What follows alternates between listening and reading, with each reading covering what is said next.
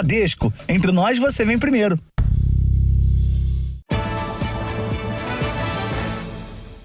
Boa noite. Boa noite. Uma terça-feira de caos na maior cidade do país. A greve de funcionários do metrô e dos trens metropolitanos afetou diretamente a vida de 4,5 milhões de passageiros que dependem do transporte público. Agora à noite, o desafio é conseguir voltar para casa. Há muitas filas nos terminais e os ônibus estão lotados. A frota foi reforçada, mas não é suficiente para atender a tanta gente. As principais avenidas da capital estão com o trânsito congestionado.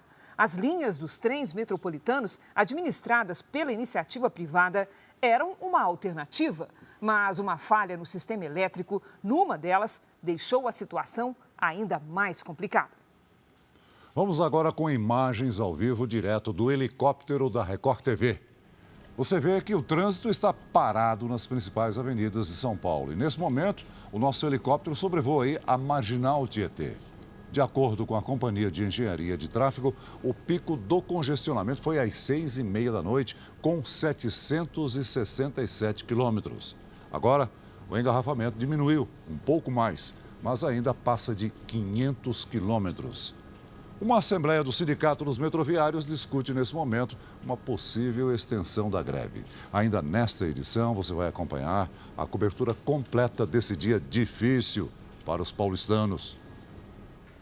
A polícia prendeu hoje 2 suspeitos de participação em um roubo de armas ocorrido em setembro do ano passado, no interior de São Paulo. Eles são funcionários da transportadora onde o armamento era guardado e, de acordo com as investigações, passaram informações privilegiadas aos criminosos. As armas foram levadas de uma transportadora que funciona neste condomínio de empresas em Campinas, interior de São Paulo. As investigações concluíram que os criminosos agiram com a ajuda de contratados da empresa. A polícia descobriu que a quadrilha tinha informações fornecidas por 2 funcionários da transportadora sobre a chegada das armas, que vieram da capital paulista e tinham como destino final o Nordeste. Quando tiveram certeza de que o material estava aqui, os assaltantes passaram por aquela portaria, cortaram a luz da transportadora e invadiram a empresa. Câmeras de segurança gravaram os criminosos. Um deles mexe em caixas, enquanto outros 2 carregam pacotes, possivelmente com as armas. 46 pistolas 9mm e .40 e um revólver Magnum 357 foram levados. Quando a polícia chegou, encontrou apenas mochilas e luvas usadas pelos ladrões, 800 cartuchos de munição e 17 carregadores de pistolas. Os 2 funcionários suspeitos de facilitar o roubo foram presos hoje e indiciados por participação no roubo. Um deles disse que receberia R$50 mil da quadrilha. Alexander Santino Oliveira, preso no local de trabalho, também será indiciado por tráfico de drogas e receptação. Na casa dele, os policiais encontraram 3 tabletes de maconha e também havia uma grande quantidade de salgadinhos industrializados que podem ter sido roubados. Nenhuma arma foi recuperada. A polícia continua as investigações para tentar prender os assaltantes. Desses 7 que invadiram, executaram o roubo, um está identificado e está foragido e o outro está parcialmente identificado. Aí tudo indica que nessa investigação, na conclusão dela, a gente consiga chegar nele também. Você vai ver também os efeitos da greve dos metroviários na maior cidade do país. Escolas sem aulas e serviços públicos paralisados. No aeroporto de Guarulhos, outra paralisação gera atrasos em voos e prejuízos aos passageiros. Polícia Federal começa a emitir um novo passaporte. Na série especial, histórias de quem decidiu mudar de profissão depois da aposentadoria.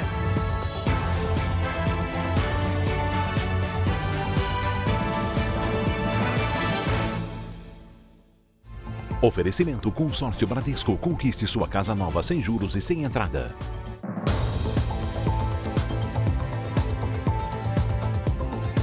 As instituições financeiras agora terão que comunicar aos clientes qualquer vazamento de dados do sistema Pix. A decisão do Banco Central busca tornar o processo de pagamento mais transparente e evitar fraudes.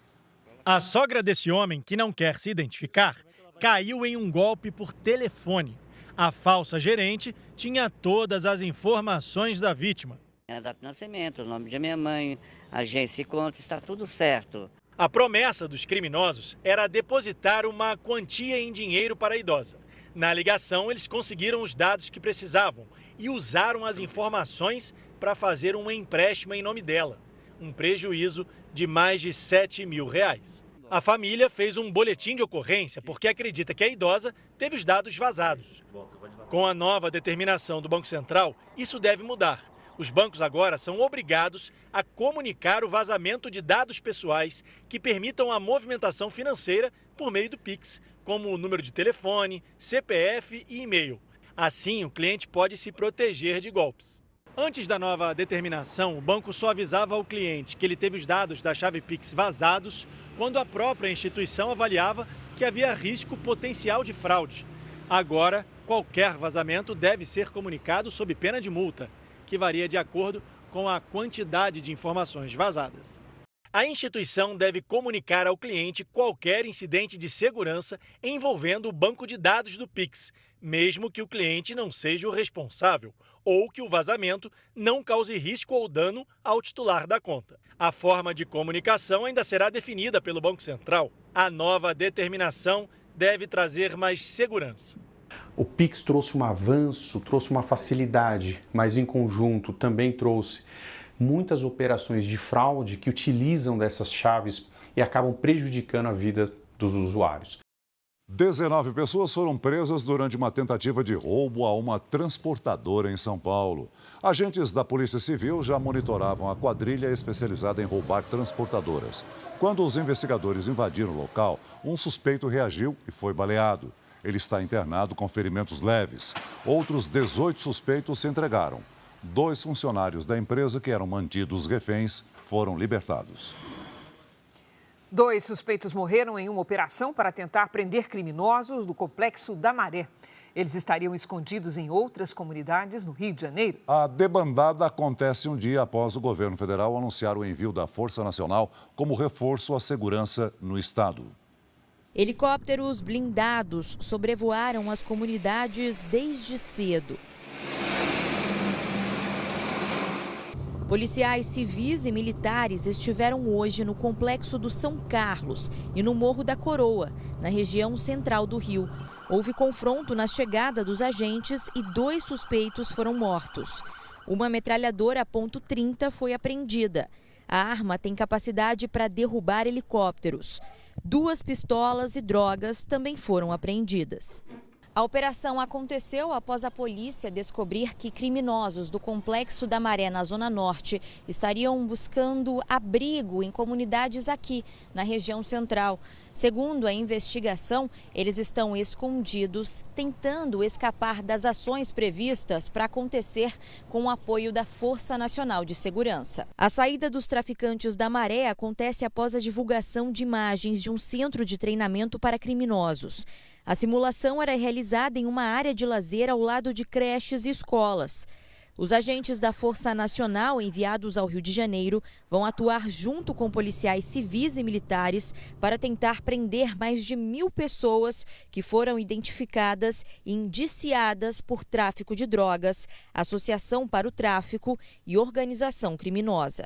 A operação no São Carlos e na Coroa terminou sem presos, mas afetou a vida dos moradores. Uma clínica de saúde ficou fechada pela manhã e 5 escolas tiveram as aulas suspensas, prejudicando mais de 940 alunos. A Polícia Federal realizou hoje uma operação no Rio Grande do Sul e em Santa Catarina contra uma quadrilha que furtava cargas dos Correios. 7 suspeitos foram presos. As cargas eram interceptadas em rodovias que ligam Joinville, em Santa Catarina, a Porto Alegre, no Rio Grande do Sul. Para despistar a polícia, os criminosos compraram um carro amarelo parecido com o dos Correios para transportar a carga furtada sem chamar a atenção. Depois do furto, os produtos eram guardados em um depósito e comercializados em plataformas de vendas online com valor abaixo do preço de mercado. A polícia acredita que a organização criminosa tenha desviado mais de R$ 2 milhões em um ano.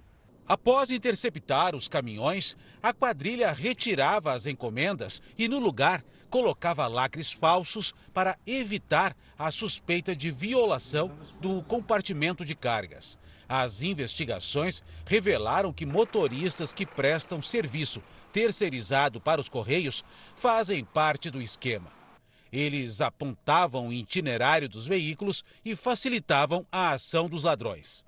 Os itens procurados eram de alto valor, como ferramentas, aparelhos eletrônicos, joias e celulares. Se tratava realmente de uma organização criminosa estruturada, planejada, né, com um aspecto empresarial muito grande, né, um controle, inclusive, de estoque, de saídas e etc. 14 veículos no nome dos envolvidos foram sequestrados pela Justiça e houve o bloqueio de contas bancárias.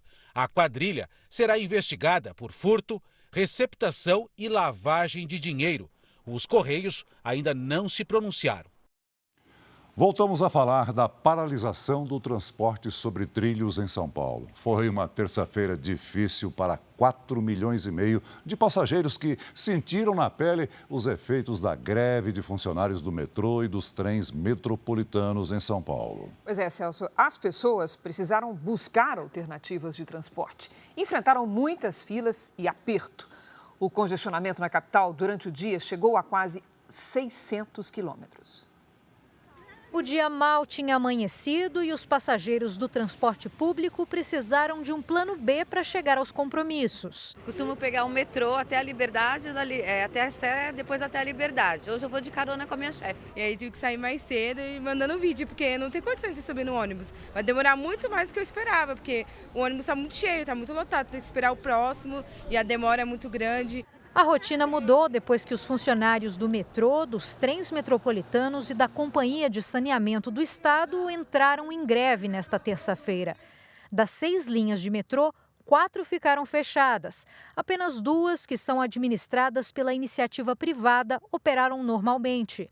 No caso dos trens, as 2 linhas privatizadas também funcionaram normalmente. Já as administradas pela CPTM, apenas alguns trechos estavam abertos durante a manhã. Numa cidade do tamanho de São Paulo, o metrô e os trens juntos transportam por dia mais de 4,5 milhões de passageiros. Quando o serviço para, mais ônibus são acionados. Hoje, pela manhã, 100% da frota foi colocada na rua, mas os veículos extras não foram suficientes para atender toda a demanda. Resultado, ônibus lotados e viagens com carro de aplicativo, custando mais que o dobro do cobrado em dias normais. De Guaianazes até aqui é R$150. Quanto que seria em dias normais, você tem noção? Em cerca de R$50, R$60 em dias normais. Para pegar o ônibus e enfrentar a fila era inevitável. Eles chegavam e em minutos ficavam lotados, um sufoco. Quem usou o carro encarou o trânsito. O rodízio de veículos foi suspenso pela prefeitura. O pico de congestionamento no período da manhã chegou a quase 600 quilômetros pelas ruas e avenidas. Nas rodovias que chegam à capital, mais trânsito. Veículos praticamente parados nas pistas. Por causa do ponto facultativo, as escolas estaduais não funcionaram. As consultas médicas precisaram ser reagendadas. A greve dos metroviários, dos ferroviários e dos funcionários da Sabesp começou às 0h desta terça-feira. Os funcionários protestam contra a promessa de privatização de serviços em São Paulo. O governador Tarcísio de Freitas comentou a paralisação. Uma greve ilegal, uma greve abusiva, uma greve claramente política, uma greve que tem por objetivo a defesa de um interesse muito corporativo. E aí quem está entrando em greve está se esquecendo do mais importante, que é o cidadão. Então, a gente nunca se omitiu, a gente está fazendo exatamente o que a gente disse que ia fazer e, gente, nós estamos estudando. André nem tinha saído do terminal em Itaquera e já estava preocupado. Eu não sei o que fazer, porque assim, o problema vai ser na hora de vir embora. Porque eu saio às 7h da noite, como que eu vou fazer para vir embora? Se durante a manhã foi difícil chegar aos compromissos, agora à noite o desafio é conseguir voltar para casa. As linhas administradas pela iniciativa privada que não aderiram à greve foram uma alternativa, mas uma falha no sistema elétrico numa delas tornou o dia ainda mais complicado. Uma paralisação dos trens foi o primeiro sinal de que a volta para casa seria tão difícil para os trabalhadores quanto no início do dia. Houve uma falha no sistema elétrico da linha 9 Esmeralda, administrada pela iniciativa privada. A circulação de trens em parte da linha foi interrompida. Este vídeo mostra faíscas nos fios e muita fumaça. Neste outro, passageiros aparecem desembarcando nos trilhos. Diante da falta de opções, o jeito era recorrer ao transporte por aplicativo, que também foi difícil. Eu não consigo nem pedir, quem dirá quanto vai custar. Segundo a empresa que administra a linha, técnicos apuram o que causou o problema e ônibus foram acionados para completar o trajeto. Essa aqui é a saída de um dos principais terminais de São Paulo e a situação, olha só, é caótica. São milhares de passageiros muito preocupados. Eles esperavam voltar para casa nos trens que circularam normalmente durante a manhã, mas que pararam agora à tarde por conta da falha técnica. Agora eles vão ter que embarcar em ônibus, só que a oferta de veículos é bem menor do que a quantidade de passageiros. E a pergunta que todos se fazem é que horas vão conseguir chegar em casa. Olha o serviço de quinta. Pô, olha a população sofrendo, olha o estado disso, gente. Você acha que vai comportar um ônibus em 40, 50 lugares para um trem de 400, 500 pessoas? Pô, que não vamos sair daqui hoje. À noite, os ônibus foram a principal alternativa para os passageiros. Veículos lotados e empurra-empurra. Na Estação da Luz, uma multidão nas plataformas. A Associação Comercial de São Paulo estimou um prejuízo de 55 milhões de reais por causa da paralisação. Uma liminar judicial havia determinado 100% do efetivo nos horários de pico, mas segundo o Tribunal Regional do Trabalho não houve cumprimento à regra. Por isso, o TRT aumentou o valor da multa aos sindicatos. Cada sindicato vai pagar uma multa diária de R$ 500 mil. Dona Iracema tentava voltar para casa e se desesperou enquanto falava com o marido. O valor do carro por aplicativo era o dobro do que ela ganhou durante o dia. Eu trabalho como manicure aqui no salãozinho. O dinheiro que eu fiz, eu atendi 3 clientes. Para você pagar R$65 aqui por cento de horas, que é uma vergonha. E nesse momento, os trabalhadores do metrô estão reunidos para decidir se continuam ou não a greve. A repórter Caterina Schutte acompanha a Assembleia e traz as informações ao vivo. Boa noite, Caterina. Boa noite, Celso. Boa noite, Cris. Boa noite a todos que nos acompanham. Olha, a categoria está reunida aqui na Zona Leste de São Paulo para debater os rumos desse movimento. E olha, são discutidas 3 propostas. Uma é continuar a greve, a outra é encerrar, fazer uma nova reunião no domingo e retomar a paralisação no dia seguinte. E a terceira opção é uma assembleia na segunda-feira e greve novamente na terça. Os trabalhadores devem tomar a decisão até às 9 horas da noite.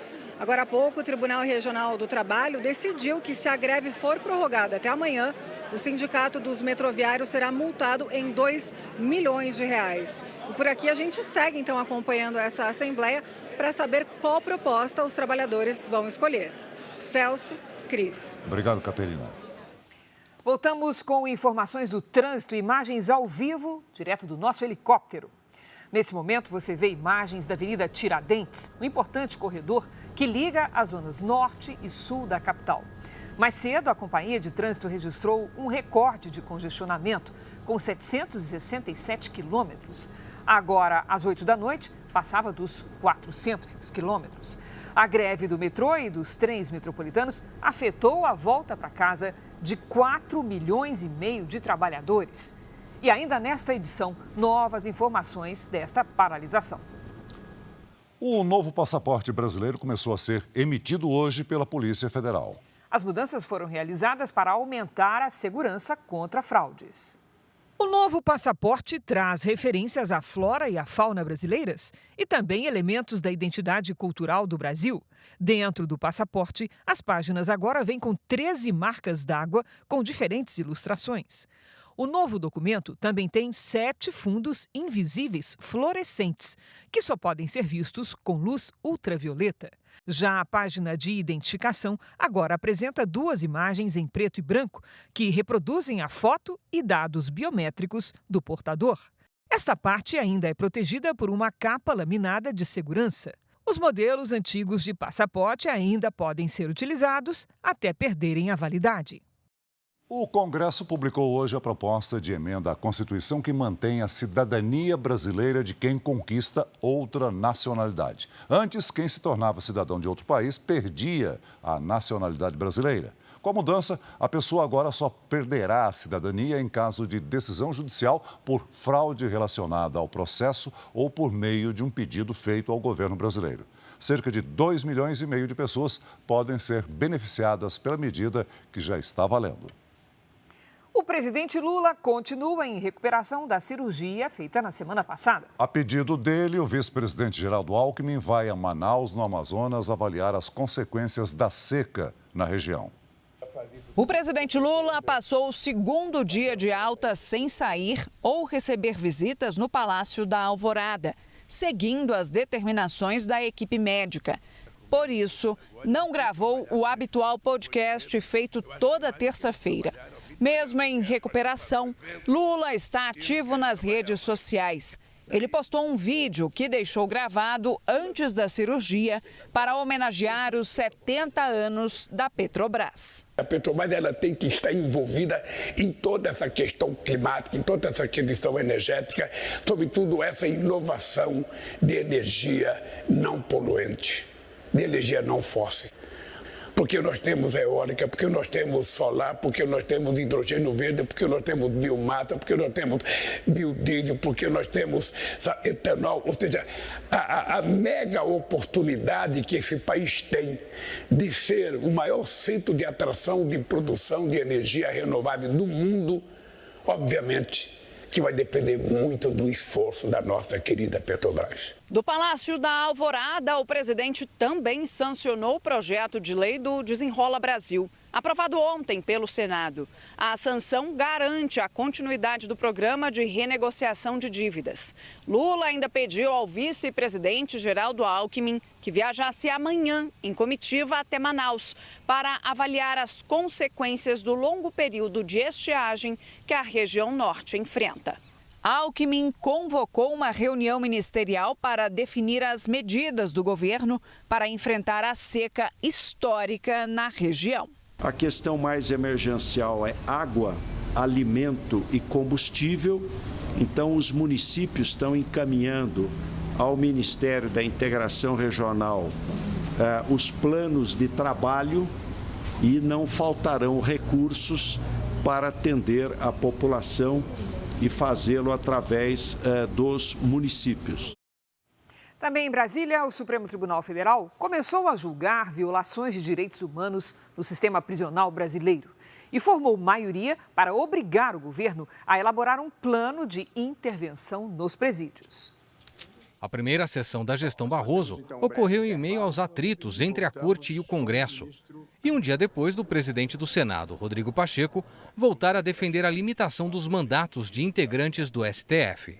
A fala provocou reação do ministro Gilmar Mendes. Numa rede social, ele escreveu: agora ressuscitaram a ideia de mandatos para o Supremo. Pelo que se fala, a proposta se fará acompanhar do loteamento das vagas, em proveito de certos órgãos. A pergunta essencial, todavia, continua a não ser formulada. Após vivenciarmos uma tentativa de golpe de Estado, por que os pensamentos supostamente reformistas se dirigem apenas ao Supremo? A crise esteve no cardápio do almoço na presidência do Supremo, antes da sessão de hoje. Durante o encontro, os ministros definiram que a manifestação pública deve se restringir ao ministro Gilmar Mendes. Reservadamente, eles dizem que não é hora de acirrar o debate. Barroso tem defendido o diálogo. Na quinta-feira, ele vai ao Congresso para um evento em comemoração aos 35 anos da Constituição, como forma de mostrar que a bandeira branca foi hasteada. No primeiro julgamento, Barroso colocou em pauta o processo que questiona o Estado pela situação precária dos presídios. O Supremo formou maioria para que o governo federal, entre outras ações, elabore em 6 meses um plano nacional para superar o que foi chamado pelos ministros de estado de coisas inconstitucional do sistema penitenciário. A superlotação compromete o funcionamento de todos os demais serviços prestados pelo Estado aos presos. Apenas para que se compreenda a dimensão do problema, há relatos de prisões que não distribuem sequer um rolo de papel higiênico por cada preso. Mais uma vez, a região sul volta a ser destaque na previsão do tempo. Nessa terça-feira, choveu forte no Rio Grande do Sul. Já está conosco a Lidiane Sayuri. Oi, Lid, boa noite. Essa chuva vai continuar amanhã? Continua assim, Cris. Boa noite para você. Oi, Celso, boa noite. Boa noite a todos que nos acompanham. Amanhã, uma nova frente fria se forma no sul do país e aumenta as instabilidades. Os temporais com granizo e ventania podem causar transtornos, como alagamentos e enxurradas. Em Porto Alegre, dia encoberto com chance de tempestades, faz 22 graus. Em Curitiba, chove a qualquer hora, máxima de 21. Na capital paulista, o dia pode começar com névoa, mas logo o sol aparece e a temperatura sobe para 31. À tarde, tem chance de temporal. No restante do estado de São Paulo, previsão de chuva forte com ventania. Pancadas isoladas em Belo Horizonte e em grande parte do centro-oeste. Na região norte, chove em Boa Vista e em parte do Amazonas. Chuva leve e passageira entre o litoral do Rio Grande do Norte e de Maceió. No interior do Nordeste, tempo firme e baixa umidade do ar. Em Teresina e em Manaus, máxima de 39. Em Palmas, 38. Em Salvador, 30. Em Cuiabá, calor de 40. No Rio faz 34 e em Florianópolis, só 23. Tempo delivery para o Edinho de Olinda, Pernambuco. Vamos lá. Oi, Edinho, boa noite. Os dias continuam abafados por aí. Faz 29 graus até sexta-feira. A chuva vem à tarde. Vamos atender a Sônia de Frutal, Minas Gerais. Sônia, aqui na nossa tela, seja bem-vinda. Tardes bem quentes para você também, viu? Com máxima de 35. Sônia, faça como eles e mande seu pedido pelas redes sociais com a hashtag #VocêNoJR. Cris, Celso. Obrigada, Lidy. Até amanhã, Lidy. Veja a seguir. Traficantes usam rota pela África para fugir da fiscalização e fazer cocaína chegar à Europa. Trocar de ofício, de uniforme, de farda. Pessoas que aceitam o desafio de se reinventar depois da aposentadoria.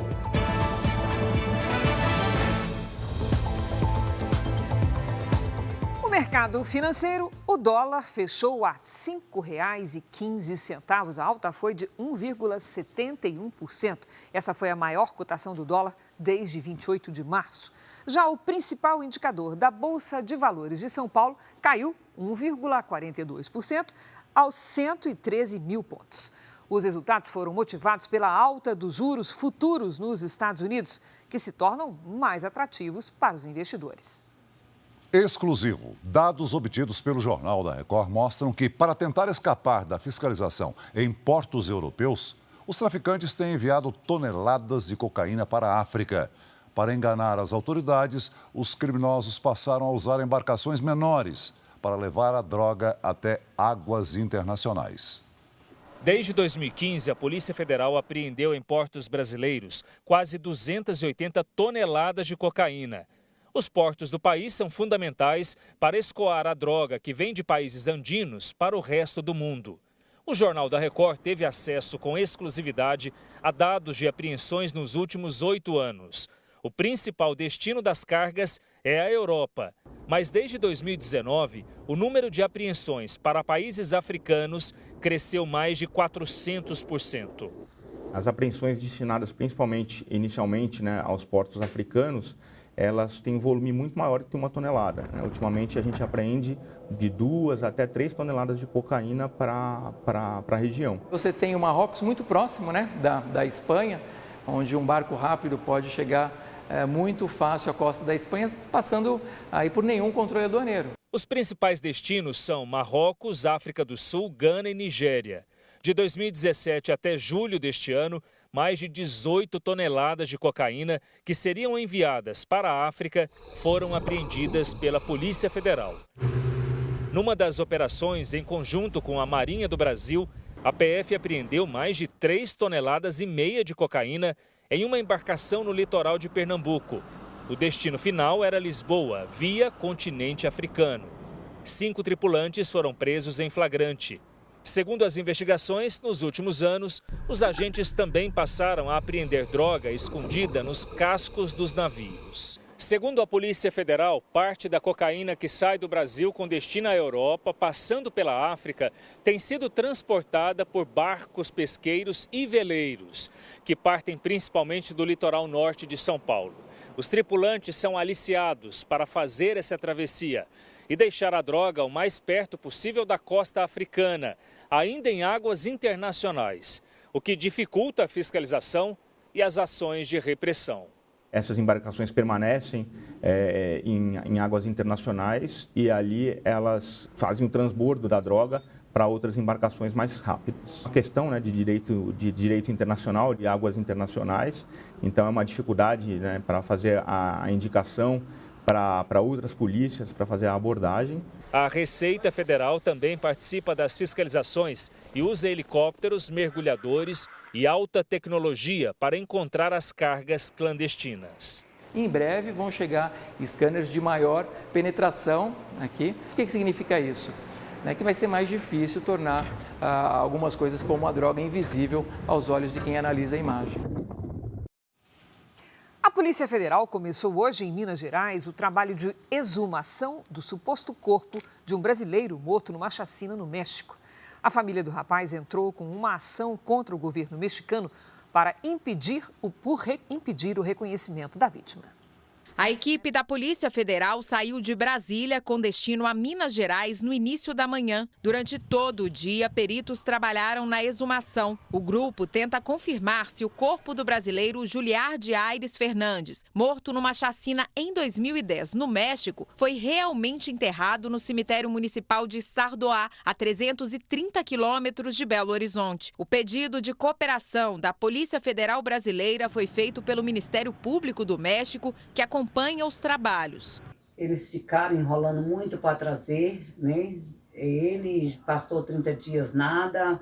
Juliard e o amigo Hermínio Cardoso dos Santos estão entre os 72 estrangeiros assassinados enquanto tentavam atravessar ilegalmente a fronteira do México com o estado do Texas, nos Estados Unidos. Eles viajaram com a ajuda de coiotes, que são pagos para realizar o trajeto. Pretendiam trabalhar em Boston, mas foram sequestrados e mortos por integrantes de um cartel de drogas no município de San Fernando. Havia sido exigido pelos criminosos que trabalhassem como matadores de aluguel, mas eles negaram e acabaram executados. A família de Juliard afirma que não foi autorizada a fazer o reconhecimento pelas autoridades mexicanas e que no caixão não estavam os restos mortais do parente, mas uma sacola com argila. Cheguei a conversar com a Polícia Federal do Brasil, falando para eles que se eu demorasse a chegar com ele, não haveria problema. Mas nós queríamos o corpo dele. A exumação ocorre 10 anos depois que os parentes pediram à Justiça do México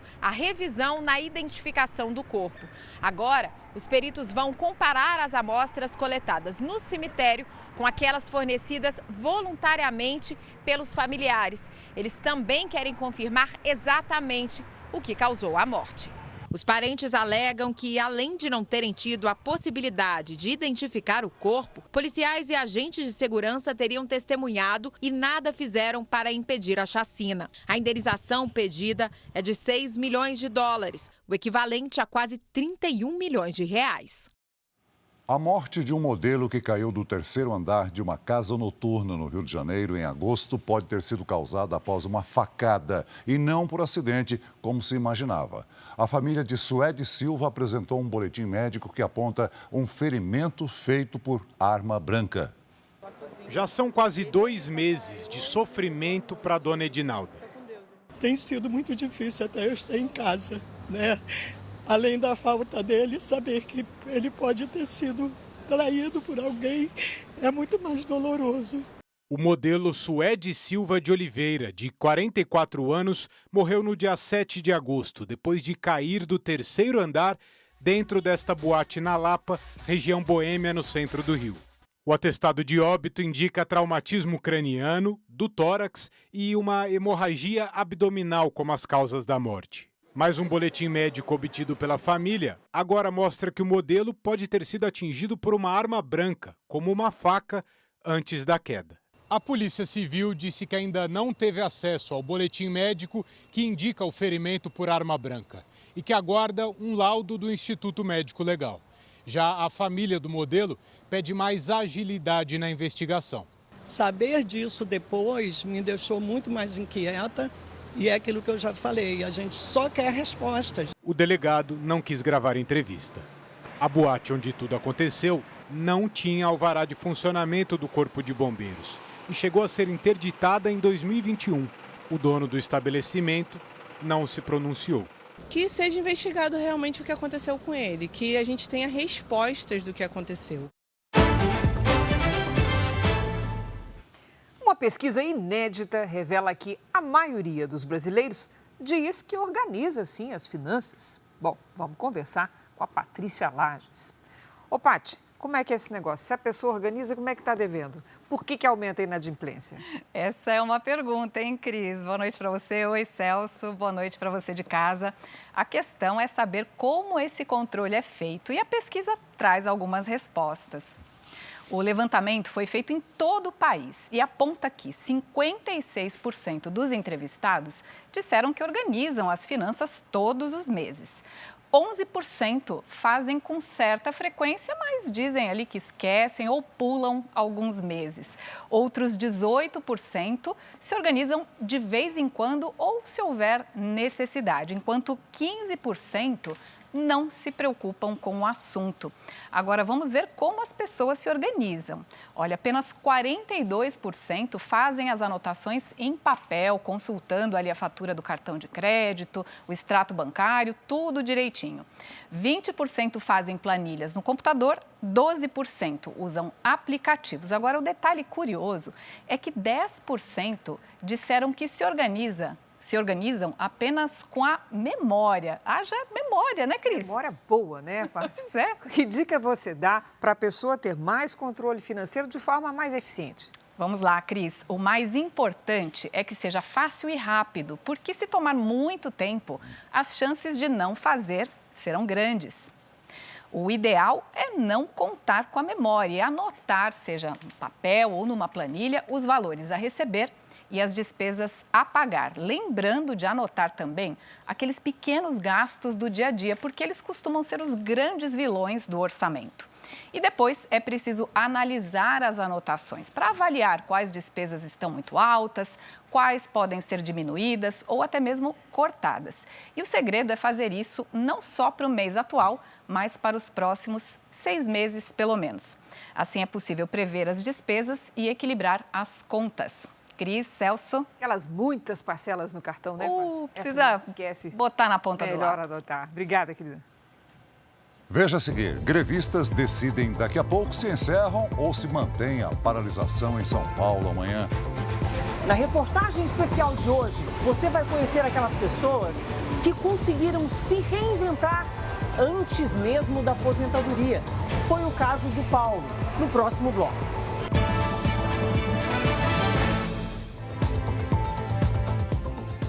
Três cientistas vão dividir o Prêmio Nobel de Física deste ano. O franco-americano Pierre Agostini, o húngaro-austríaco Ferenc Krauss e a francesa Anne Lullier vão receber o equivalente a 5 milhões de reais. Eles conseguiram produzir pulsos de luz curtos para fornecer imagens de elétrons. Isso permitiu conhecer detalhes que antes eram impossíveis de acompanhar por causa da rapidez dos movimentos dentro de átomos e moléculas. O filho do presidente Joe Biden compareceu hoje a um tribunal nos Estados Unidos e se declarou inocente em 3 acusações. Hunter Biden, de 53 anos, foi até um tribunal federal em Wilmington, no estado americano de Delaware. O caso gira em torno de uma arma que ele comprou há 5 anos. Segundo a promotoria, Hunter mentiu para ter acesso ao revólver. No formulário de compra, ele teria dito ao vendedor licenciado que não era usuário de drogas, o que na época era uma mentira. Ao sair da loja com o armamento, Biden foi acusado de cometer um crime federal por porte ilegal de arma com pena de até 25 anos de cadeia. Mas a pena pode ser reduzida por não se tratar de um caso de violência. Hunter Biden responde à segunda acusação federal desde que Joe Biden virou presidente. Ele foi o primeiro filho de presidente americano a ser processado na esfera federal. Tudo começou em 2018, quando Hunter passou a ser investigado por sonegação de impostos. Ele admitiu a culpa e fez um acordo judicial para evitar a prisão e o fichamento na justiça. Na época, em depoimento no tribunal, Hunter admitiu ter comprado uma arma ao mesmo tempo em que fazia uso de drogas ilícitas. O presidente americano Joe Biden não comentou o caso. O assassino de uma fisioterapeuta foi preso logo após capotar o carro em Goiás. Com o acidente, o corpo da mulher foi arremessado do veículo. Imagens do circuito de segurança mostram quando o carro vermelho capota na BR-060, em Rio Verde, a 230 quilômetros de Goiânia. Testemunhas flagraram o motorista fugindo. O que aconteceu? Como capotou? Com o acidente, um corpo foi arremessado para fora do veículo. A vítima era a fisioterapeuta Larissa Araújo, de 25 anos. O suspeito, que tentou fugir do local, foi preso logo depois. Jefferson Orivaldo da Silva Nascimento, também de 25 anos, é do Rio Grande do Norte. Tem passagens pela polícia por crimes como furto e roubo. Em depoimento, Jefferson disse que tinha recebido R$100 de um outro homem apenas para esconder o corpo.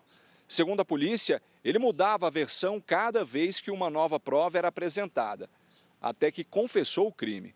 De acordo com o delegado, o criminoso pretendia furtar a casa da fisioterapeuta. Ao se deparar com a presença da vítima, optou por roubá-la e esse roubo progrediu para um latrocínio. Jefferson também estuprou Larissa. O veículo roubado pertencia a Larissa, assim como objetos eletrônicos que foram encontrados. Não conseguimos contato com a defesa de Jefferson, que vai responder por estupro e latrocínio.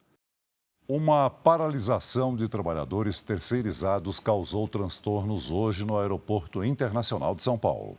Houve atrasos e até cancelamentos de voos. Os funcionários são contra uma medida que proíbe o uso de telefones celulares na área restrita de carregamento de bagagens. Em frente ao portão de desembarque, o Max esperava pelo pai, que já havia chegado há 2 horas, mas ainda não tinha recebido a mala. Causa um prejuízo muito grande para o usuário, né? O problema começou de manhã, com a paralisação de funcionários de empresas terceirizadas que cuidam da movimentação de bagagens na área interna do aeroporto. Um protesto contra a proibição de entrar no local com aparelhos celulares. A Receita Federal adotou a medida para aumentar a segurança na área de circulação restrita no aeroporto. A regra foi criada depois do caso das 2 brasileiras que ficaram 38 dias presas na Alemanha, acusadas de tráfico de drogas. Criminosos tinham retirado as etiquetas das bagagens delas aqui em Guarulhos e colocado em 2 malas com 40 quilos de cocaína. As brasileiras só foram soltas depois que a Polícia Federal descobriu que uma quadrilha agia no aeroporto e usava celulares para comunicação com funcionários terceirizados que participavam do esquema. Os trabalhadores querem que a medida seja revogada. O principal é a comunicação com nossa família, porque nós temos famílias em casa, alguns têm mães idosas, tem crianças doentes, tem muitos aqui que têm filho especial. Em nota, a Receita Federal disse que a proibição de uso de celulares particulares abrange apenas as áreas restritas e que é uma medida de proteção. A concessionária que administra o aeroporto orientou os passageiros a procurarem as companhias aéreas.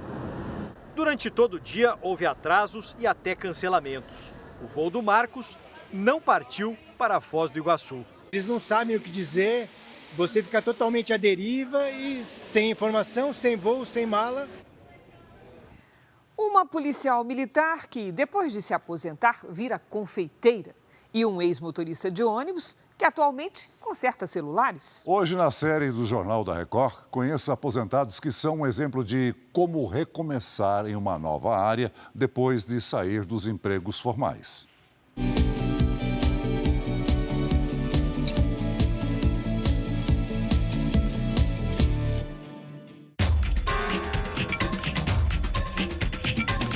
O trabalho, às vezes, esbarra na pressa, na urgência dos carros e na lentidão de ruas e avenidas.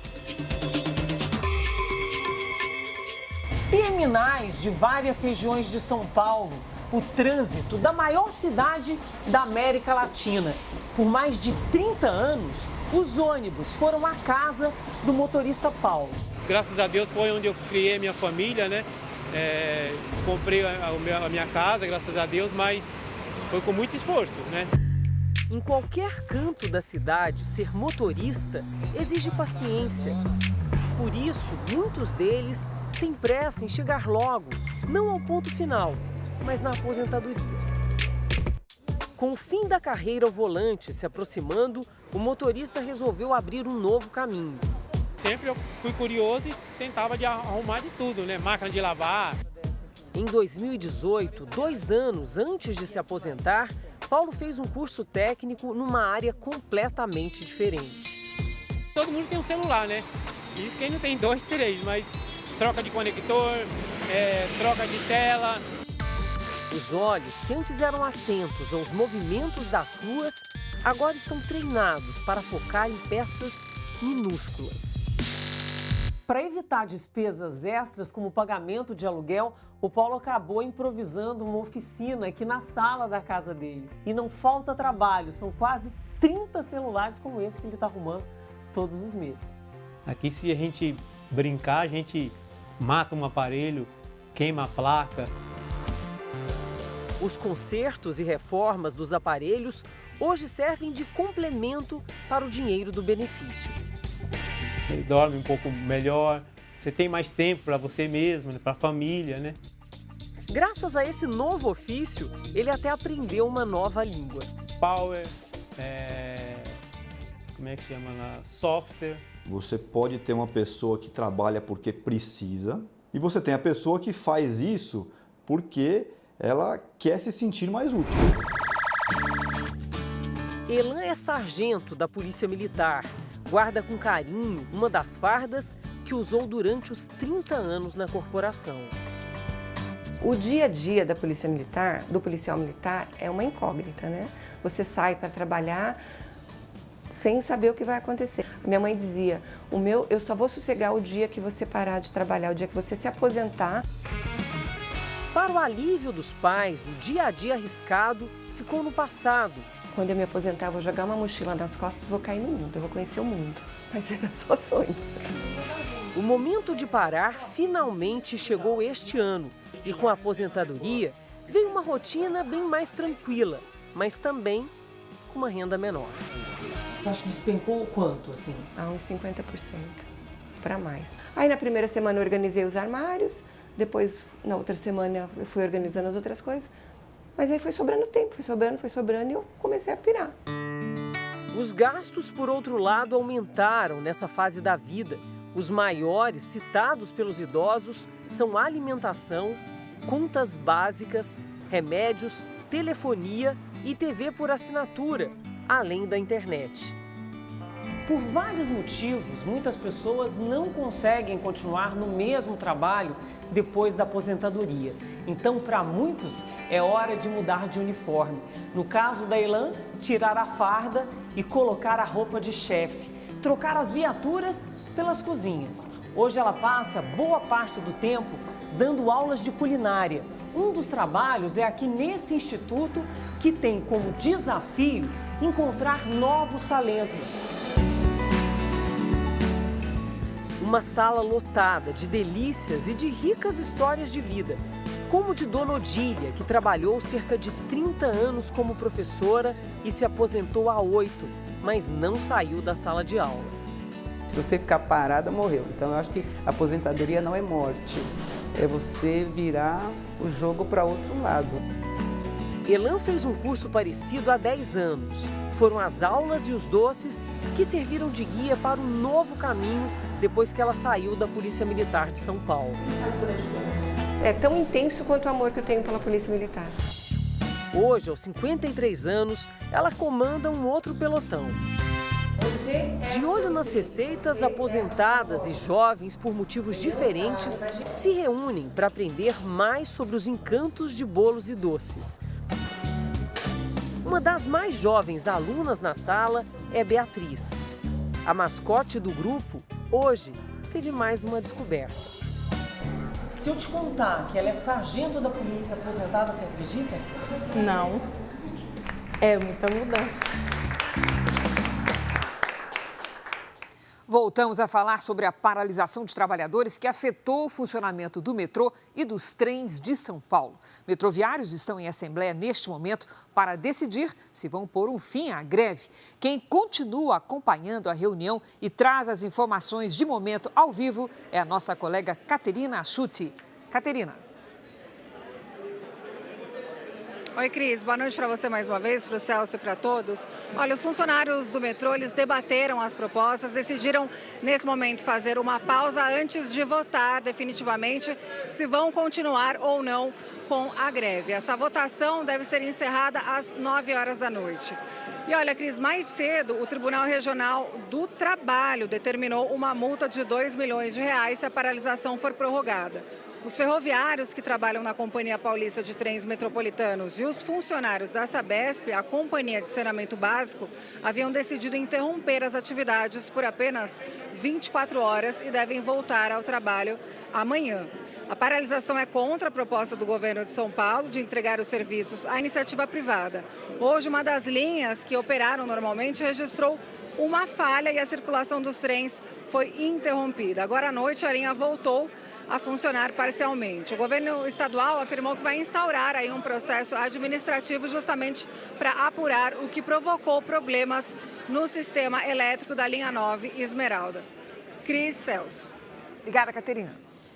Essa edição termina aqui, à 00:30 tem mais Jornal da Record. Você fica agora com o episódio especial de Reis, o Adeus a Joabe. E logo após, Quando Chama o Coração, tem informação da roça em A Fazenda. Não perca. Record, 70 anos, tem a sua cara. Boa noite. Ótima noite para você.